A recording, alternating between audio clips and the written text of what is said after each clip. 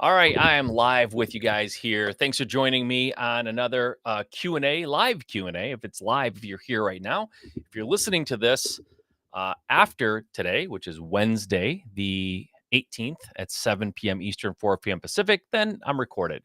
But I do this live every Wednesday at 7, so you should tune in so you could ask me questions directly and get an answer, and we can have a conversation. But if you're here listening to it on replay, if you're listening to this on my podcast, the Just Start Real Estate podcast, then welcome to you as well. I'm excited to be here with you guys. Lots of big stuff happening in my business, but today it's for you guys and your business. But I will say, if you go to this is brand new, by the way, this is like hot off the presses, brand new giveaway that I've made. I created a very comprehensive but smallish course. It's a 5 video series course that you can download, and it's 100% free. And the course is specifically about direct mail and how I do direct mail, the direct mail piece that is responsible for generating about 100 deals for me over the last 7 years, every single year. By the way, 100 deals every year for the past 7 years. It is far and away my most successful mail piece that I've ever created. And I give you that, but also there's 5 videos to explain exactly how I use it, how I get it printed up, how many pieces I send out, and how many you should send out. How often you should send it out. That's a question I get all the time. Like, hey, I got this mail piece, but I don't know what to do with it. I don't know what market I should mail to. I talk about that. I don't know how many to send. I talk about that. I don't know how often to send it. I give you that answer as well. We talk about, like I said, getting it mailed, pulling lists. There's a bonus video in there about pulling lists. And if you're interested at all, and like I said, it has generated so much money for my business and has helped me create the successful real estate company that I have. Um, and so if you're struggling to get leads, if you've tried direct mail and it hasn't really worked well for you, there could be some very specific reasons why that is. And I go over those things in this small mini course. Or if you've, never tried direct mail and you don't even know what it is, you can get this course and it can help you. So to get it, I'm sorry, you go to MikeSimmons.com/winning direct mail. That's MikeSimmons.com/winning direct mail. Go check it out. Go download it. I think you're going to love it. I've sent a couple of people through this course and they were mind blown. They loved it. And I think it's going to be really, really impactful for a lot of people. My goal with this was to create something that I easily could charge a lot of money for and just give it away for free, just to do it. I want to see people hit their goals. We are approaching the halfway point of 2022, and if you've not hit your goals and if you're struggling to get deals, hopefully this will turn the ship around for you. And I think it will if you go through it, listen to all the videos, take action on what is in them. I think it can help you. And like I said, the best part, guys, it's free. So go and grab it. Get yours today while they're hot. And we'll see you inside of that course. Okay, let's dive into the actual Q&A part of this. And let's start answering some questions. Okay, the first question is, what is the difference between the BRRRR strategy and conventional buy and hold? So, for those of you who don't know, the BRRRR strategy, and it's BRRRR, called the BRRRR strategy. It stands for buy, renovate, uh, rent, refinance, repeat. Okay, so it's buy and hold. So how is it different than conventional buy and hold? Well, with the BRRRR strategy, the strategy is you get the money for the property, and after you renovate it, rent it, you refinance to get your money out, and you take that same money and you move it into the next one. And then you rinse and repeat. You do that again, and then you get the money out and you go to the next one. And that's the BRRRR strategy. Conventional buy and hold is, if you want to go real conventional, it's I go to the bank, I talk to a loan manager or a loan officer at the bank and I say, I want to buy an investment property. And they say, okay, we have an investment loan that we can give to you. You have to put 20% down. You need this credit score and you get the loan, you buy the property. A lot of times they're not going to loan you the money for the renovation. So you've got to kind of scrape together the money for the renovation any way you can. And you renovate the property and you get it rented. And then you go back to the bank and you say, I did that one. Now I want another loan, a different loan, a separate loan. And I'm going to go do the second property. And then they give you a loan for that. And typically the bank will do that, I think 9 or 10 times. It changes over time. But I think like you can do like 9, I think, properties in your personal name. Rental properties, and every time you go back to the bank, you're getting a new loan, and the original loan stays with whatever house had it loaned to you for. So house one has a loan, that loan stays in place until you sell that property or until you pay off the loan. With the BRRRR strategy, you're taking that money out every time. You're refinancing the original money that you had. And so you basically, let's just say for the sake of argument or the sake of using numbers, I have $100,000. That $100,000 will let me buy and renovate a house.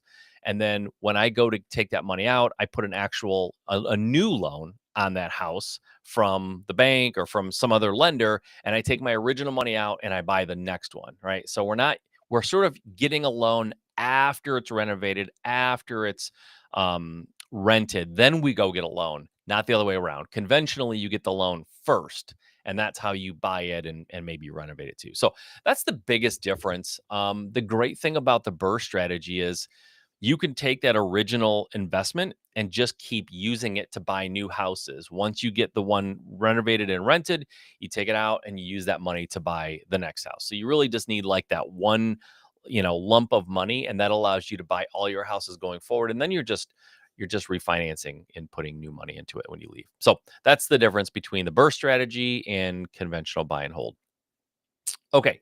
Let's hop on to the next question. Next question is, I am struggling in our current remote work environment.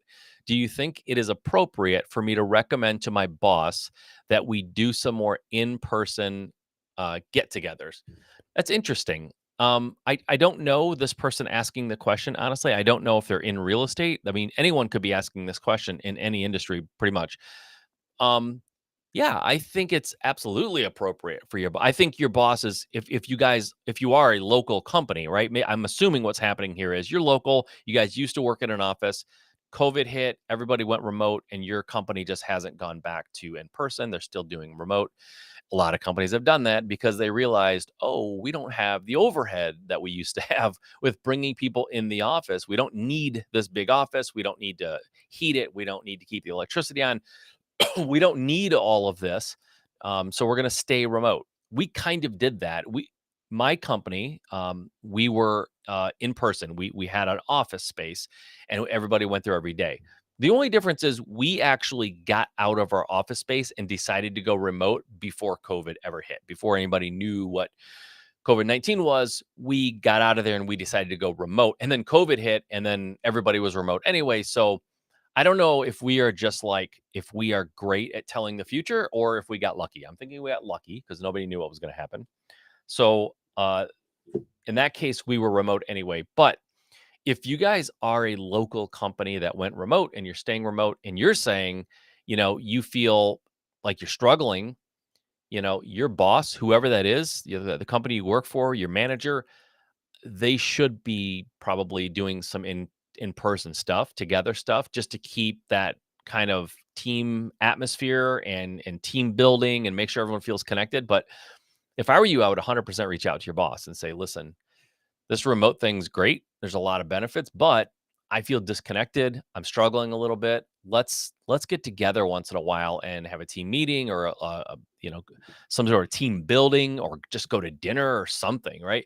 I think that's 100% appropriate. I think you should do that. If I were your boss, if this was my employee, I would really hope that they would reach out to me and say, I feel like I need some in-person time with the team, with you, whatever it is. I would be ecstatic to get that call or to get that text message because that's huge. That's great feedback. And so I think you should absolutely do that. And if they don't want to do it or they refuse or for some reason that upsets them, that's not a good manager. That is not a good leader of people that you're talking to. So I think it's absolutely appropriate. And I think you should do it immediately. Like I would send them an email or text them or call them first thing in the morning and tell them that's what you think. I think it's great, a great thing. Okay, let's go to the next question. By the way, guys, if you're logged on and you have a question, please ask, jump in here. I will give you priority over all the questions that I got throughout the week. And that's what I do. I come on here and answer the questions that I get throughout the week. If no one has questions live, it's totally fine. We just answer the questions that we got during the week. So let's go on to the next question. The next question is, I would like to begin wholesaling. Should I create an LLC before my first deal or wait after my first couple to see if this is a strategic fit for me? Oh dear gosh, that is a good question, but I would emphatically tell you I would not worry about forming an LLC before you do your first deal. Now, let me just be real clear here, guys. I am not a lawyer. I am not giving legal advice. Okay. And I'm not a CPA. I am not giving you tax advice. What I am giving you is practical advice. And I'm giving you advice from someone who has seen people have this question and everything go off the rails and nothing really happens because they keep thinking they have all these hurdles that they put in front of themselves that they have to do before they do their first deal. Forming an LLC, that's one that stops people ultimately because then the like most of us as entrepreneurs, we get excited about finding deals, we get excited about renovating a property, we get excited about renting it out, or we get excited about flipping it and making money. All these parts of our business get us really excited.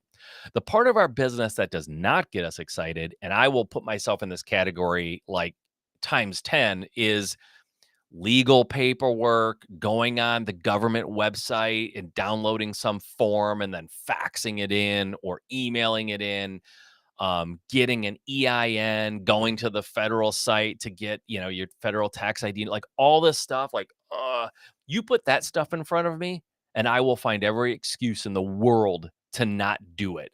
Every excuse. And right now, my assistant is on in the background here, probably laughing because I will 100% avoid the tiniest little chore if it sounds like paperwork or filling out a form or going to a website, a government website, and trying to find like I hate that stuff. And it does derail us as entrepreneurs because most of us don't like that kind of work.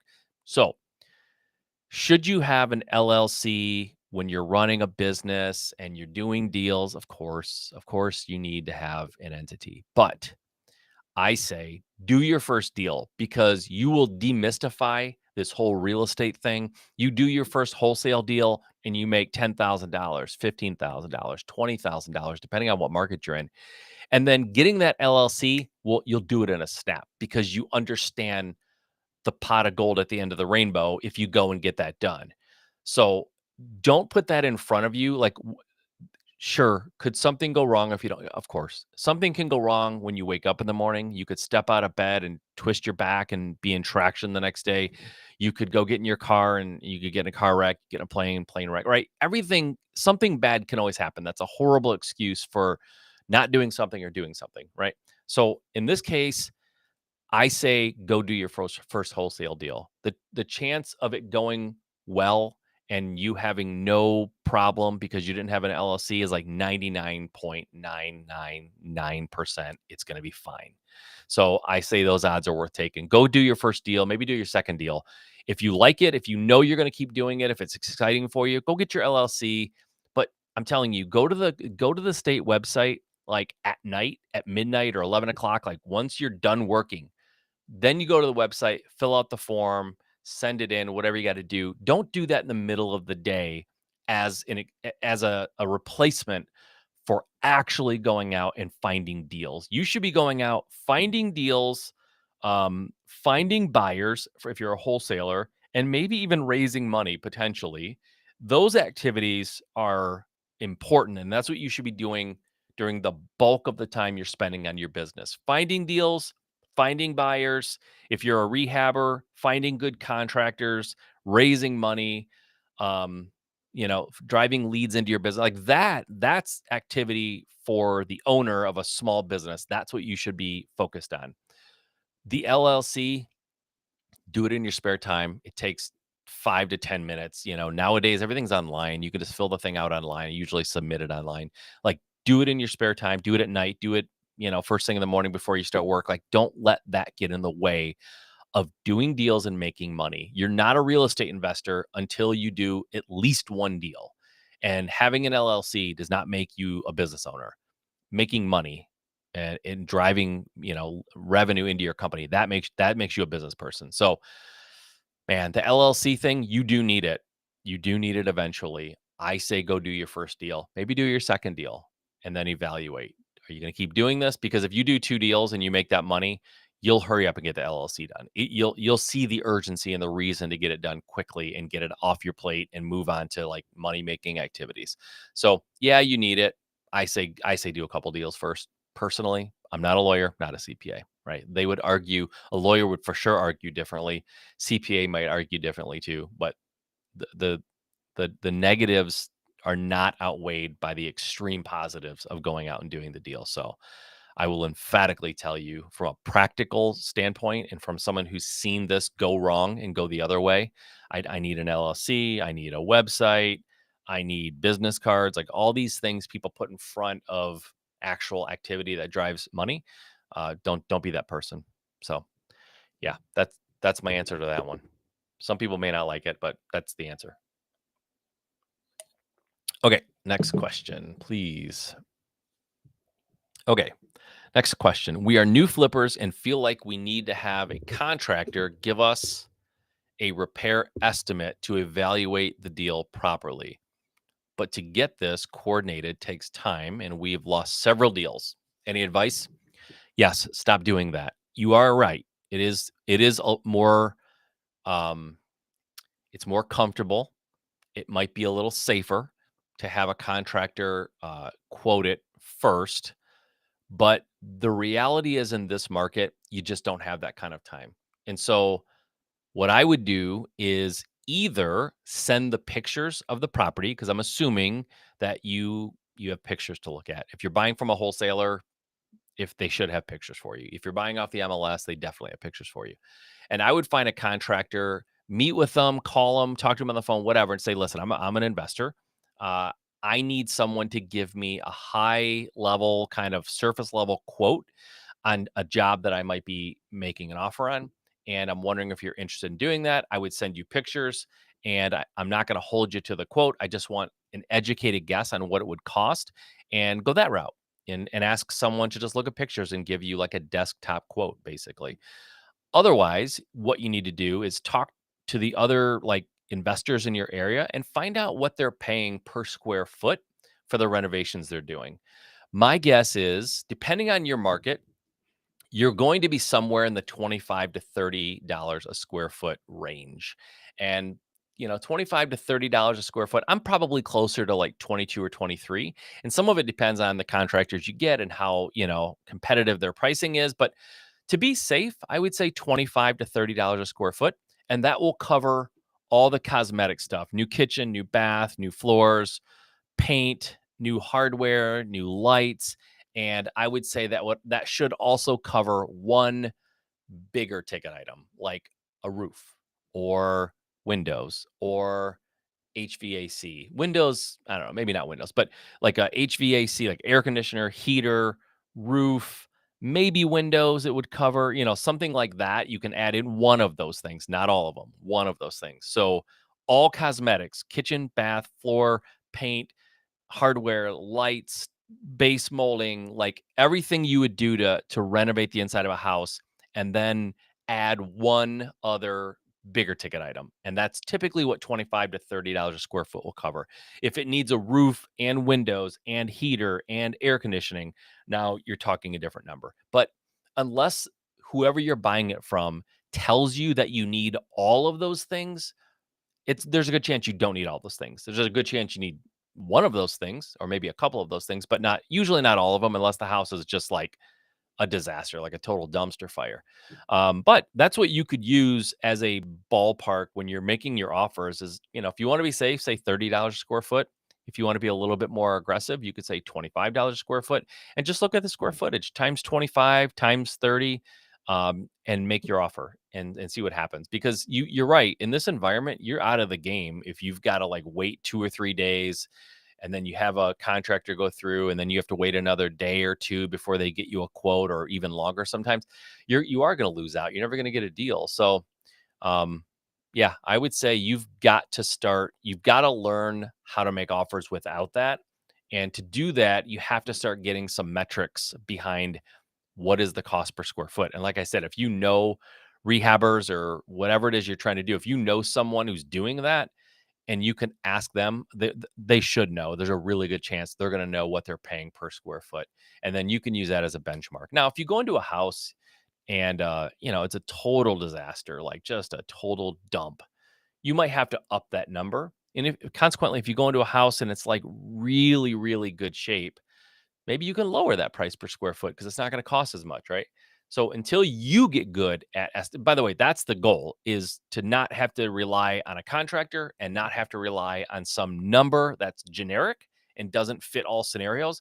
You need to, once you do enough deals where you can go in and look around and see what has to be done, make some notes, and then estimate that renovation.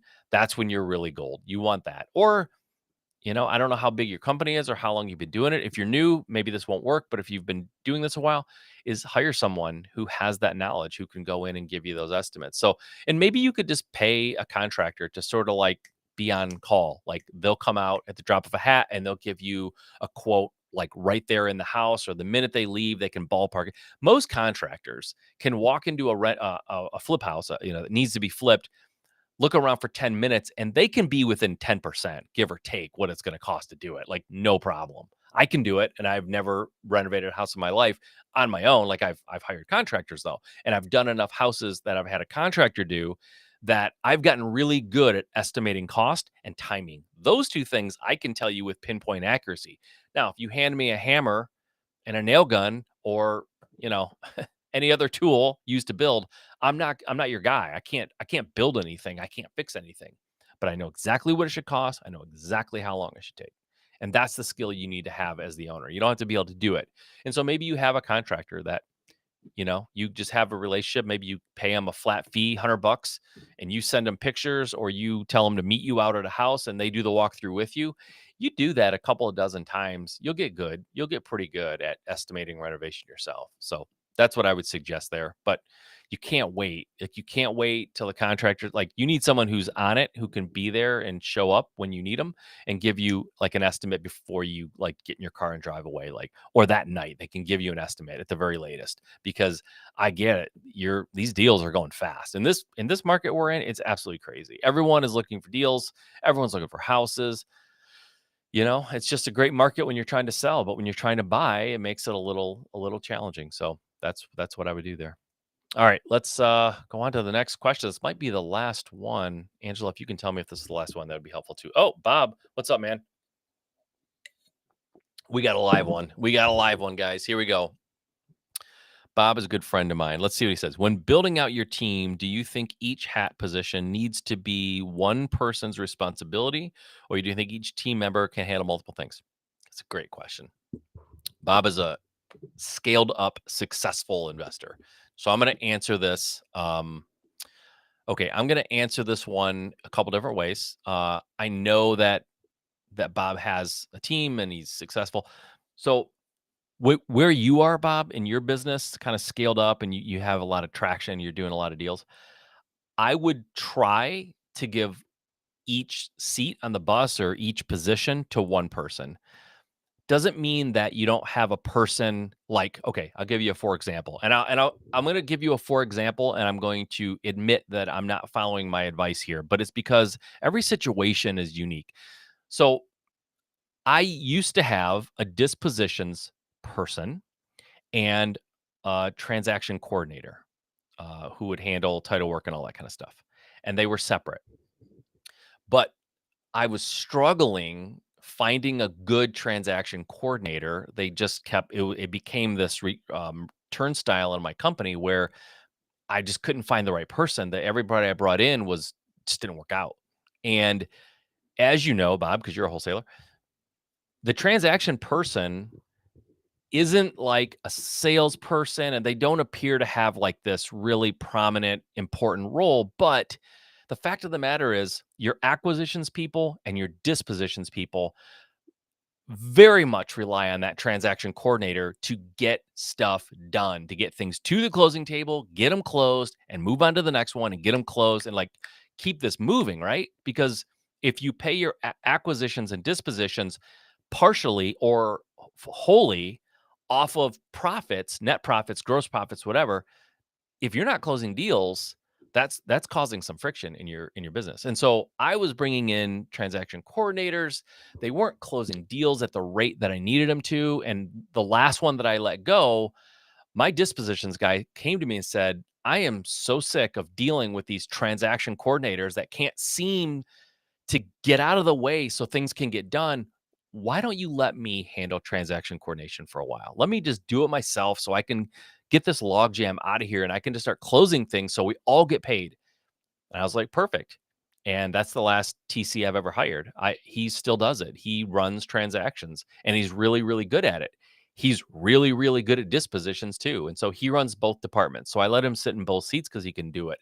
If we get to the point where he's overwhelmed, we bring in, and we have done this, we bring in an assistant for him on the dispositions. Well, really just an assistant for him. And that assistant can handle some lower end or lower, priority tasks. She or he can handle that for him. So that's how we've done it. But I would say when you're scaled up, you want everybody to have a clear role in the company. Like generally speaking, there are circumstances that may change that, but everyone has a clear role. Everyone has their own seat. That's it, right? Doesn't mean some people can't have skill sets where they can like cover if someone's gone or on vacation or sick. That's fine. But everyone has a seat. Now, when you're a smaller company, when you're just starting out, people have to wear multiple hats. They just do, right? But you don't have as much volume if you're new. So, one person can do two things. And an example of that is I've told people many times, if you don't have someone answering your phones and you don't have an acquisitions person and you need both of those, but you don't have a lot of volume and you're having trouble justifying two people, then I think it's absolutely appropriate and probably really advantageous. Hire the acquisitions person, let them answer the phones for you. Let them set themselves up for the closing, for the appointment where they're going to go in there and get that deal. Because there's an awful lot of really good handoff when I answer the phone, I warm the seller up, I create rapport, I create trust, we have a good communication, and then I go out on the appointment to actually get the deal. It's so easy when you walk in there. Hey, I'm Mike. We talked on the phone. Hey, great. And they immediately trust, know, and love me. So have your acquisitions person answer the phones when you're small. As you grow, you're going to have to break those two things apart, and you'll need a phone person and an acquisitions person, and they'll have to be separate because your acquisitions person cannot be answering the phone instead of going out on appointments. They need to go out on appointments. They need to get contracts. But I think when you're small, everyone wears probably multiple hats in that case, including you. As you grow your business and you start scaling up, then everybody has their own seat on the bus. Okay. Um, yeah. So that was your example. Yeah. Have a TC also work as dispo. 100%. But I would never, Bob, never have a TC person do dispo. I would have a dispo person do TC, if that makes sense, right? So you don't because the personality profile or the prototype for a transaction coordinator is not going to be the right personality profile for a dispositions person. Okay. A dispositions person profile is not necessarily ideal for TC, but they can do it. I would really rather have a dispo person do transaction coordination than the other way around. Okay. And it goes for the front end too. When you talk about like a phone person and an acquisitions person, a phone person isn't necessarily, and probably in most cases will not be a good acquisitions person, but a good acquisitions person can absolutely do the job of a phone person. That's it just works that way. I've seen it both ways, and that's how it works. So thanks for the question. That's a good question, though. Really good question. Okay. If there's anything else live, I will answer it. If there's nothing else live, I think we're gonna call it tonight. Bob, if you're there and you have another follow-up question, I'm all ears, brother. But if not, then I think we may call it. I'm not seeing anything. Bob going once, Bob going twice. Done. All right, guys, that's it for this week. Listen, like I said, oh, one more. Here we go. Oh, that was so close, Nick. Just in the nick of time, Nick. No pun intended. No, Bob.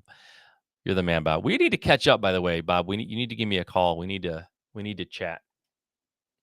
Nothing important. I just haven't talked to you in a while, so we need to chat. But okay, Nick, I'm ready. You said one more. I'm ready. You're probably typing away, but let's see what you got.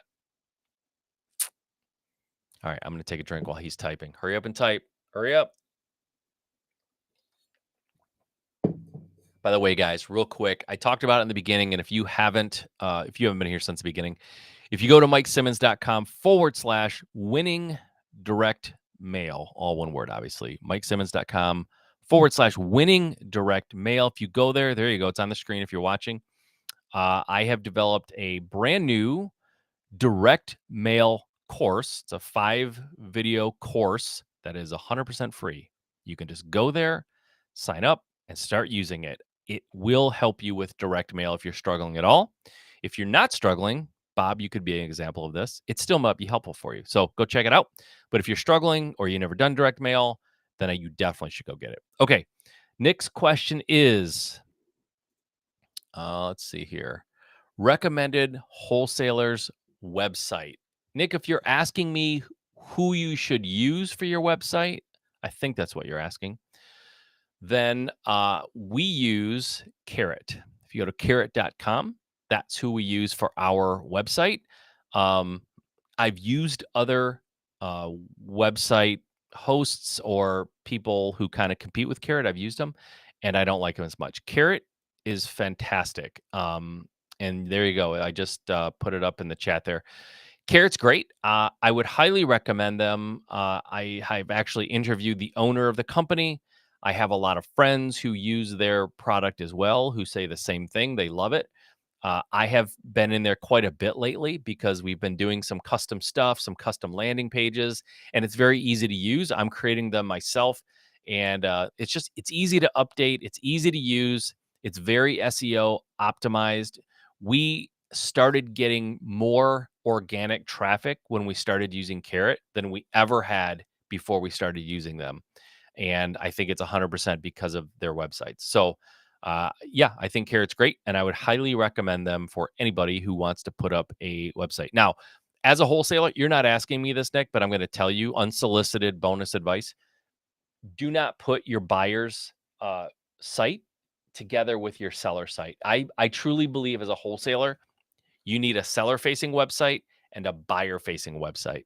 The buyer-facing website is nothing more than a one-page, someplace for them to opt in to your email list. That's it. You don't need much else on the page, like very bare bones.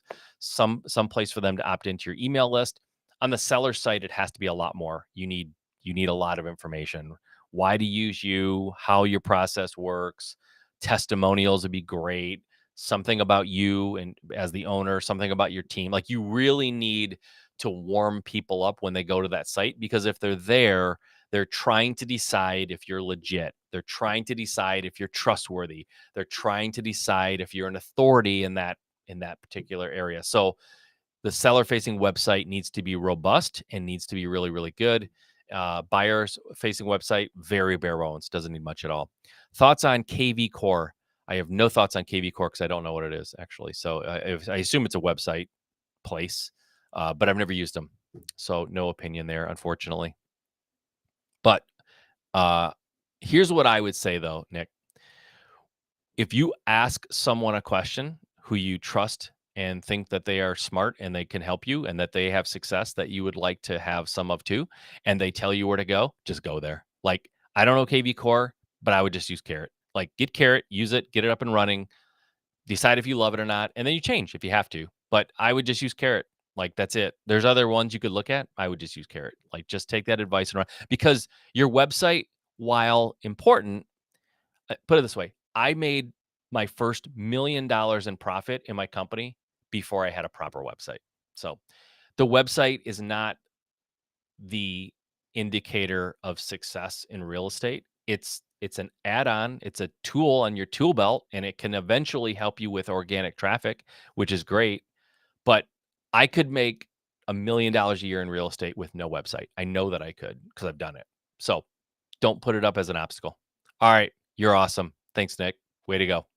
Okay, guys, that's it for this week. I appreciate you. Thanks for tuning in live if you were here. I know there's a lot of flies on the wall situation sometimes on these. So people who are just listening in don't have questions. Totally fine. But if you want to ever listen to this on replay, you can go to my podcast, which is called Just Start Real Estate. Go there, check it out. If you want to get that free direct mail course, go to mikesimmons.com/winning direct mail. All right, guys, that is it for this week. I enjoyed having you here, and I will see you again